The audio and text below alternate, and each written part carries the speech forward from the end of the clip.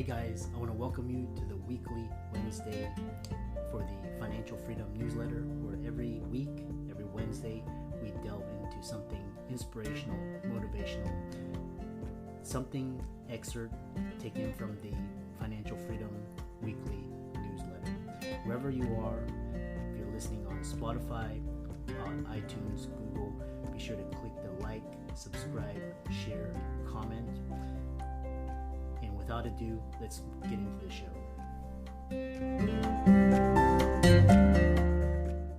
All right, guys, welcome back to another episode of Limitless MD. I'm your host, Vikram Ryan. Today, I have a very special guest, Dr. Christopher Liu. He is an MD-PhD doctor that got into one of the most elite trainings in the country, orthopedic surgery. And he did it in a very unique time. He got it during the middle of the financial crisis, 2007, 2008. He was in the middle of it. And then something happened to where he's like, you know what? I'm going to pivot. And, a lot of us physicians, we wait, we practice, we do all that, and then we pivot. This gentleman decided to pivot in the middle of his training.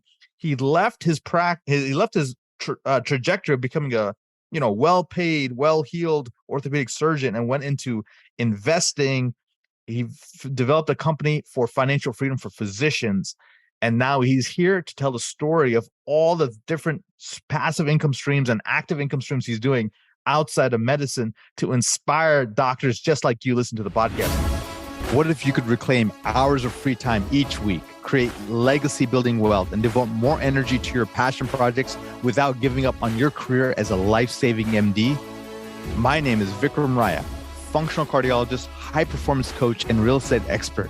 And I'm here to give you the tools, strategies, and solutions you need to transform your life so you can unlock your limitless potential and achieve greatness, all the while freeing up your precious time. Welcome to Limitless MD. Let's dive in. So with that said, Christopher, welcome to the show. Hey, Vic. Thanks for having me on the show. I don't do very many of these, and when I do, I'm really excited and really passionate, and I'm really want to offer so much value to the audience and the listeners. Yeah, absolutely, Chris. You're a man of my own heart, man, a person that's seeing the light, seeing that there's options, seeing that freedom is available to every physician out there, and that wealth is a birthright. So talk to me about your story, brother. Like, it's so compelling to me. Yeah. Well, real quick. So I'm the founder and CEO of Financial Freedom for Physicians. It's a media and consulting company that I started back in 2016, and it's dedicated solely to serving the physician community, speaking up about the importance of financial literacy, financial freedom, and educating physicians around innovation and technology. So a little bit about my story. I was born on the cusp of Gen X and millennial, and I actually consider myself a millennial because my mindset and thinking is more in that terms. But from 2000, 2007, I had a storybook career, got into Baylor for medical school, my first choice, MD-PhD down in the Houston, Texas Medical Center, Rice University, great school. And like all stories with the hero, it has to go through twists, turns, pivots, and you have to undergo certain things to get to the next level to make a greater impact and achieve their purpose and mission in life. So I started my financial freedom journey back in 2000 during medical school and became financially free at the age of 29 years old. Read Rich Dad, Poor Dad, took a lot of the concepts, implemented them, and that's how I got my financial freedom. Nevertheless, I still stuck to the traditional path, matching into orthopedic surgery in 2007. Wait, Chris, you can't be speed rolling through all of this. There's a lot of juicy tidbits that my audience and the doctors that are listening to this podcast need to learn. So you're in medical school and you achieve financial freedom. Is that correct? Yeah, that's correct. Since there's so much to talk about on this podcast, break down in 3 simple steps exactly what you did to achieve financial freedom in medical school. So one thing I had was time. So I was 22 to 29 years old. So I had a lot of time back then, really easy credit, a lot of resources, and investing, especially in stocks. During the bull run, real estate was really cheap in the Houston Medical Center. So that was one thing. Second thing is I read the book Rich Dad, Poor Dad, which I'm sure everybody has picked it up, but if you haven't, really go and check it out. Rich Dad Poor Dad, Multiple Streams of Income, where I saw that we could no longer depend upon a job for financial security and safety. And so I started implementing a lot of the concepts. The easiest way I got in was through the stock market. It was really easy. I could open up a brokerage account. I had some savings, and it was during a bull run. So almost everything went up. So I made a significant amount of money during that time. So those are the 3 steps. You read books and you invest in stocks and real estate. Is that as simple as this? Yeah. And Okay. that's how I got my financial freedom. Got it. Wanted to make sure that my audience picked that up. Great. Let's move on to your existential crisis in orthopedic surgery. Yeah. So I took the traditional path. Everybody in my class was matching into awesome residencies. And so I did the same. And I picked the really, deep down, when I look at the list of specialties, none of them really appealed to me. I was more of an entrepreneur, but, crowd herd mind thinking. So I picked orthopedic surgery because that was the highest paying specialty. And, I thought I could make a good living out of it. And I'm more of a surgeon type thinking. So got in, and I realized, day one, I walk into orientation, that room, and my intuition was like, this isn't going to work out. I'm more of an entrepreneur. I saw the healthcare crisis looming.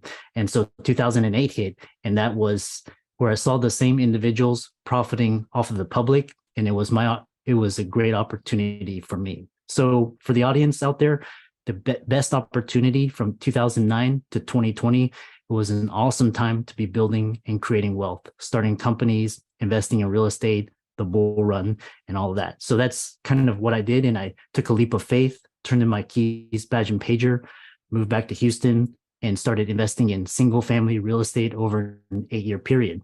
And I amassed a portfolio such that I was able to retire at the age of 38 years old, and I was 2016. So it's 2016. So let's unpack some of that again. Okay. Awesome. So did you do this on your own? Did you have friends? Did you have family? Where did you get the capital from? Let's talk about some of that. Yeah. So I tell these inspiring stories because I had 3 things going for me. One is I had no student loan debt. So the second thing was Houston real estate was extremely cheap. So to give you an example, a 2-bed, 2-bath single family condominium was going for around 70 to 80K back then. And last thing was, it was easy capital and credit. The banks were still lending. These days you can't find that, but those were the 3 things. And I was able to get started. Okay. So Chris, we're about to get into what I think is the next 2008 light, I like to call it. I've been giving a ton of economic discussions and podcasts and webinars all over the country on, where we're going, real estate wise, economy wise, Fed interest rate rise. That being said, I'd love to pick your brain on a person who seems to sense trends, sense opportunities in the fluctuations of the market, economic cycles. They say, history doesn't repeat itself, but it rhymes. And that being said, how are you getting ready to take advantage of what is coming next? So to be a caveat, what I like to say is the economic environment these days is a lot different than back in 2008. So a little bit back then you could do 1 or 2 strategies. You kind of knew the direction and trend, but now here you have a lot more uncertainty and volatility. And so you have to be a little bit more nimble. Certain asset classes will go up and down and they become uncorrelated with each other. So for me, how I'm positioning and pivoting is I'm looking more into the digital asset ecosystem. So as a caveat, as a disclaimer, do physicians need to be in digital assets? No, they don't. They can do their, they can invest in dollar cost average in the stock market. Real estate is kind of tricky now with interest rates, but all I'm trying to position myself is increasing options. It's another avenue to diversify your portfolio. It's either to increase your gains or to hedge against economic uncertainty. So that's how I'm kind of positioning in. So when you myself. said options, are you referring to optionality or are you referring to stock options? So more choice, more options. Okay, optional. Okay, so yeah. I want to really cut through everything because a lot of people use high level language, and my physicians, they just want to know what the heck that people who are successful are thinking now. So you're buying stocks carefully and you're looking for opportunities in real estate. Is that what you're really saying? Current in the current market, Yes. yeah. So And current then you're market, and yeah, obviously the digital assets is thought leadership and all the other stuff. That's another stream of passive income. I've had people like Chester Zoda, I've had people like Peter Kim on here who are creating digital assets, digital infrastructures, digital followings, eyeballs, if you will, which is the next liquid gold. But before we get into that, just want to unpack traditional assets and alternative assets, yeah, stocks and some real estate. Is that what I'm hearing, or is there anything else? yeah, yeah. So just traditional assets. For now, like I what last year was a great year to be dollar cost averaging into stocks, especially big name stocks. As so this dollar cost averaging strategy will work over the long term if you have like 10, 15, 20 years. Real estate, I'm a little bit more cautious on because of the interest rate volatility, whether we're going to go into a recession, commercial real estate, all of that. So I'm a little bit more cautious this year. So, and then moving into the digital asset ecosystem, which I'm Sure. sure you're going to ask about. Yeah, let's go into the digital assets in a second. Last question on the real estate is, do you own real estate right now? If so, what asset classes? So yeah, I do own real estate as it's a main component of my portfolio, about 50 to 60% currently, and it's all in single family. So it's just basically And in Houston? Houston, Yep. Texas. Yeah. Got it. Got it. Okay, cool. Fantastic. So let's get into digital assets. What the heck are digital assets? What is a digital asset ecosystem? And why are you so keen on that right now? Yeah. To give you a really interesting backstory was I went to school with the co-founder and now CEO of Coinbase, and that's how I got introduced to the concept of Bitcoin. And initially, I was very skeptical about it, but I went and read the white paper, and it really opened my eyes to how fragile our financial system is. So I invested early back in 2012, and I've continued to add to my portfolio, into my holdings. And I've also invested early into Ethereum as well, which is back in 2017, which is another type of digital asset. It's more of kind of like the internet, decentralized internet, the currency of the decentralized So internet. you're investing in blockchain and cryptocurrency, and you're still bullish on that despite what Yeah. we've seen, which is the crypto winter. Yeah, exactly. Right now is the best time because right now is the Bitcoin halving, which is next year, which basically reduces the supply by half. So every 4 years, Bitcoin supply gets halved. So, and as the demand grows, you'll see the rate of adoption, the hash rate, all of the mining, all the activity is increasing at an exponential rate compared to the early days of the internet, which is why I'm really bullish about it. Short term, you're going to experience a lot of volatility, a lot of uncertainty, a lot of regulatory unclarity. But if you zoom out 10, 20 years, this could be the next internet, in my opinion. Now, do physicians need to get into this? No, they don't. They have very high incomes, they have stable incomes, they can invest in real estate, stocks, and all of that. But like I said, it's just another avenue, it's another option for you to diversify your portfolio, especially given the recent banking failures, the financial crises that we're seeing more and more frequently. So the way I always think about investing in buckets. So you have more of a growth security bucket. Could be some things with like very fixed income kind of returns, and then stocks could be, or depending on stocks slash real estate, could be secondary buckets where there's the growth is a little bit faster, but the risk has slightly increased. And then finally, more of a speculative investment could be the crypto, where high risk, high reward. And then is there anything else that you want to share with our audience on strategies to either invest or create passive income streams?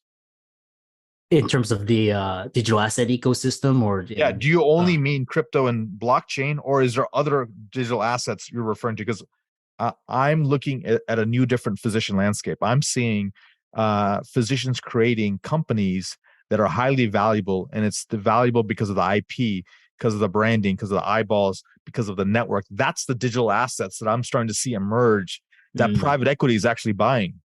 yeah. So do you have any knowledge on that? Or are you really referring, when you say digital assets, really the crypto and the blockchain?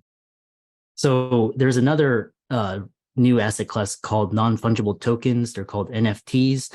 Mm-hmm. Again, these are highly speculative, and again, do physicians need this? No, but it's another way. But the underlying technology of non-fungible tokens is going to empower ticketing, digital identity, membership, loyalty rewards. You're starting to see major brands such as Nike, Starbucks, all of these try to incorporate this new technology.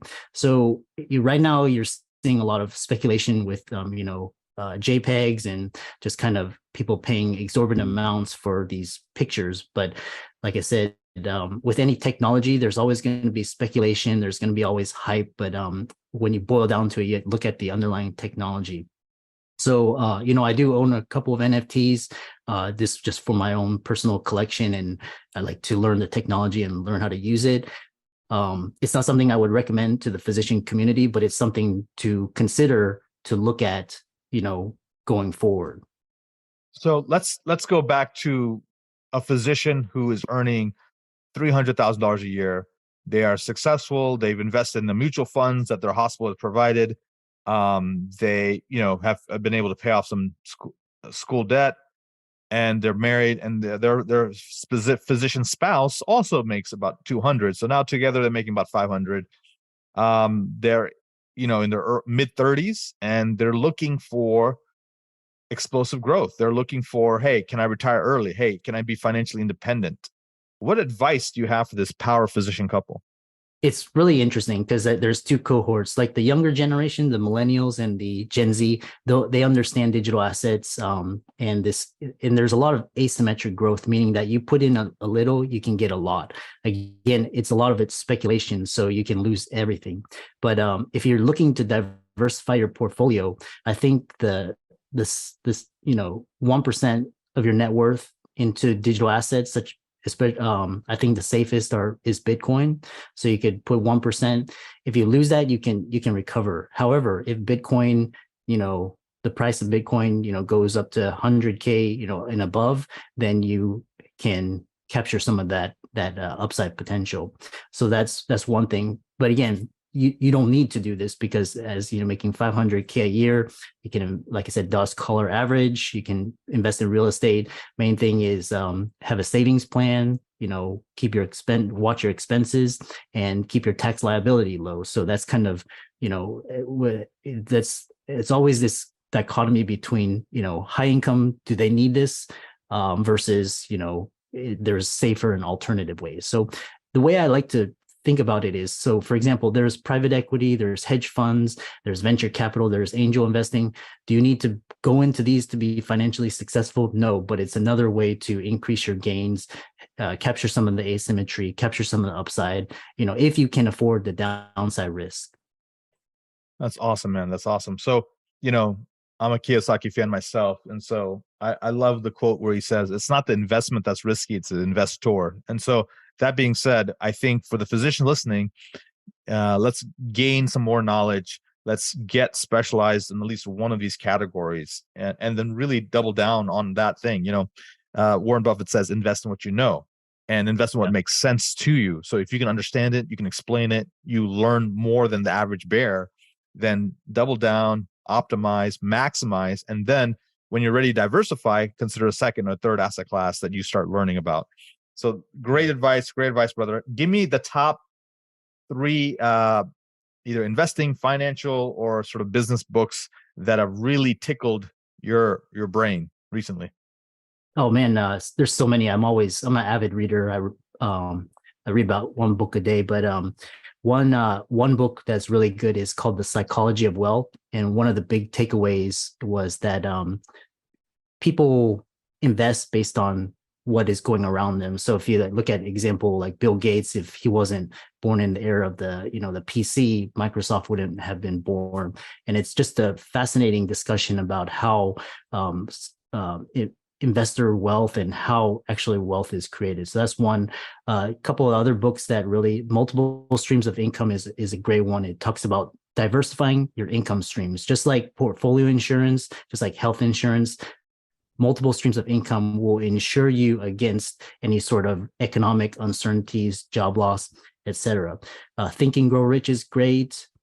Lead the Field, like of course Robert Kiyosaki. He's all of his ideas are really great. And two books that I've recently come across, it's called The Fourth Turning, and it's talking about these cycles where, right now you're seeing, political, economic, social, climate, all these uncertainties. And that's because at the top of each cycle and after each reset, you're going to have all this turmoil. And then over the next few years, you're going to have calm and peace. And now is the best time as an entrepreneur, investor, creator to be creating companies, investing, creating wealth for yourself, investing in businesses. And then the other one is The Changing World Order by Ray Dalio, which talks about how the United States is transitioning from the center of geopolitical influence to sharing the stage with China and in the future countries such as India. And it's a fascinating story on debt, economic crisis cycles, printing. I highly recommend it. That's amazing, man. What a wealth of knowledge. Thank you so much, Chris. So, guys, those books, just in case you didn't capture, will be in the show notes. Psychology of Wealth, Multiple Streams of Income, Think and Grow Rich, Lead the Field, Fourth Turning, which Bill Clinton loves. Ray Dalio's obviously probably third or fourth classic book, Changing World Order. And that being said, how can people learn more about you, Chris? Easiest way, go to my website. I'm sure it's going to be in the show notes. It's www.drchrislou.md-PhD.com. Just fill out a form with your name and email address. It'll connect you to all my social media sites. I'm on LinkedIn, Twitter, Instagram. I have a podcast as well, a growing YouTube channel, blog. Reach out to me and, we'll get you into the ecosystem. Thank you so much, Chris. That's awesome. Thank you guys for listening to this episode. And guys, until next time, be phenomenal. Thank you so much for listening to this episode of Limitless MD. If you found value from this episode, I encourage you to share this episode with a friend and let me know by leaving a review. For more information, make sure you check out the links in the show notes below or simply visit vikramraya.com. So until next time, my friends, be phenomenal.